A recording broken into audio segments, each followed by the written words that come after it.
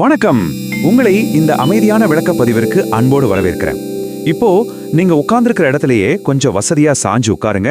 கண்களை மெதுவா மூடி ஒரு முறை ஆழமா மூச்சை உள்ளிழுத்து அப்படியே பொறுமையா வெளியே விடுங்க.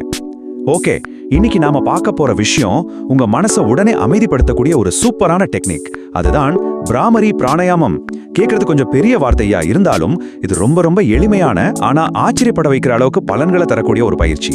சரி, நாம நேரடியா விஷயத்துக்கு வருவோம்.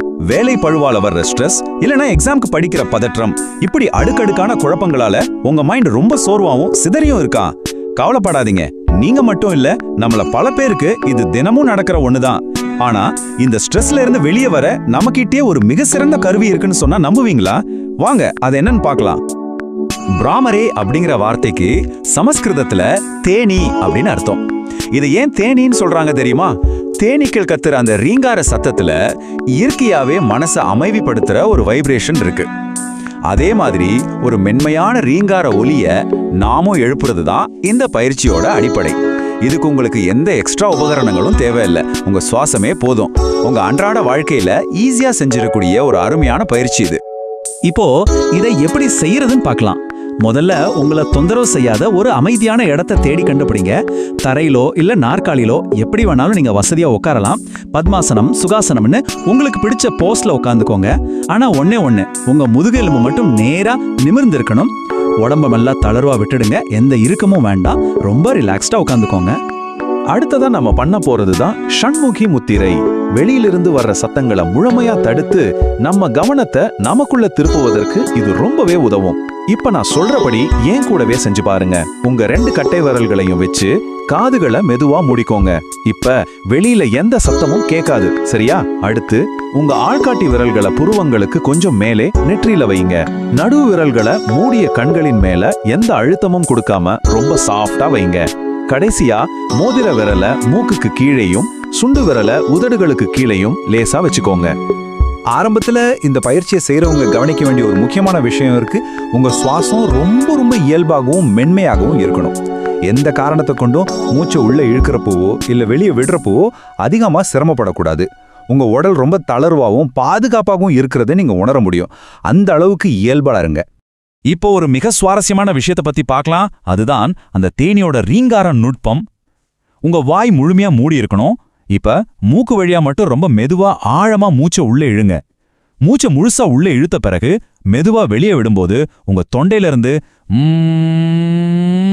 அப்படின்னு ஒரு ரீங்கார ஒலிய பொறுமையா இழுப்புங்க. ஒரு சின்ன தேனி உங்களுக்குள்ள சிறகடிக்கிற மாதிரி கற்பனை செஞ்சுக்கோங்க. நீங்க அந்த ஒலியை எழுப்பும்போது கவனிச்சிங்களா? உங்க தலைப்பகுதிக்குள்ளேயும் மூளைக்குள்ளேயும் ஒரு மென்மையான அதிர்வு, அதாவது ஒரு வைப்ரேஷன் பரவுறத உங்களால நல்லா உணர முடியும். உங்க முழ கவனத்தையும் அந்த அதிர்வின் மேலேயே வைங்க. வேற எந்த சிந்தனையும் வேண்டாம். இதே மாதிரி மூச்சை உள்ள இழுத்து அந்த மொழியோட வெளியே விடுறத ஒரு 5லேருந்து 10 தடவை வரைக்கும் பொறுமையா திரும்ப திரும்ப செய்யுங்க. இது உங்களை அப்படியே ஒரு ஆழ்ந்த அமைதி நிலைக்கு கொண்டு போயிடும். இந்த பயிற்சி எப்படி இவ்வளவு சீக்கிரமா வேலை செய்யுதுன்னு நீங்க யோசிக்கலாம்.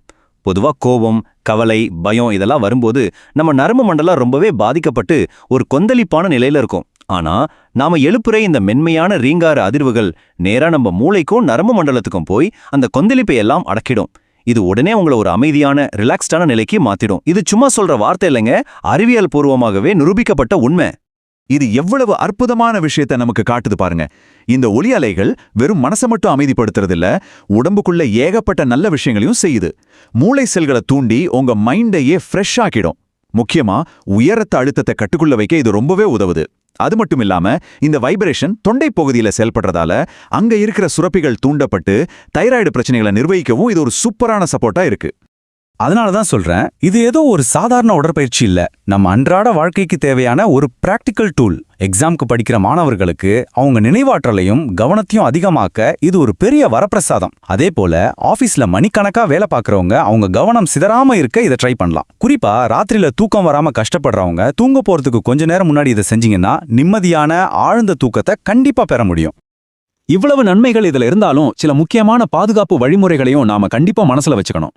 உங்களுக்கு கடுமையான காது வலியோ இல்ல காதுல ஏதாச்சும் இன்ஃபெக்ஷனோ இருந்தா தயவு செஞ்சு இப்போதைக்கு இந்த பயிற்சியை தவிர்த்துடுங்க. ரீங்கார ஒலியை எழுப்பும்போது வாய் கண்டிப்பா மூடிதான் இருக்கணும். அதே போல இதே சம்பந்தமான பிரச்சனை இருக்கிறவங்க மூச்சை உள்ளே ரொம்ப நேரம் அடக்கி வைக்காம ரொம்ப ரொம்ப இயல்பான சுவாசத்தோட இதை செய்யணும். நம்ம உடம்போட எல்லைகளை புரிஞ்சுக்கிட்டு செயல்படுறது ரொம்ப முக்கியம் இல்லையா? நாம இப்போ இந்த விளக்கப்பதிவோட முடிவுக்கு வந்துட்டோம். ஒரு நாளைக்கு வெறும் 5 நிமிடங்கள் உங்கள் மன அமைதியை மாற்றும். இந்த வார்த்தைகளை உங்க மனசுல ஆழமா பதிய வச்சுக்கோங்க. காலையில எழுந்த உடனோ இல்ல வேலைக்கு நடுவுலையோ உங்களுக்காக ஒரு 5 நிமிஷம் ஒதுக்குங்க. இந்த பிராமரி பிராணாயாமத்தை உங்க வாழ்க்கையில ஒரு அங்கமா மாத்திடுங்க. வெறும் நம்ம மூச்சு காத்து மூலியமாவே இவ்ளோ பெரிய மாற்றத்தை உருவாக்க முடியும்னா உங்களுக்குள்ள இன்னும் எத்தனையோ அற்புதங்கள் காத்துக்கிட்டு இருக்கு இல்லையா? இன்னைக்கு அந்த 5 நிமிஷத்தை எப்போ ஒதுக்க போறீங்க? சிந்திச்சு பாருங்க. மீண்டும் ஒரு அருமையான தலைப்போட சந்திக்கலாம்.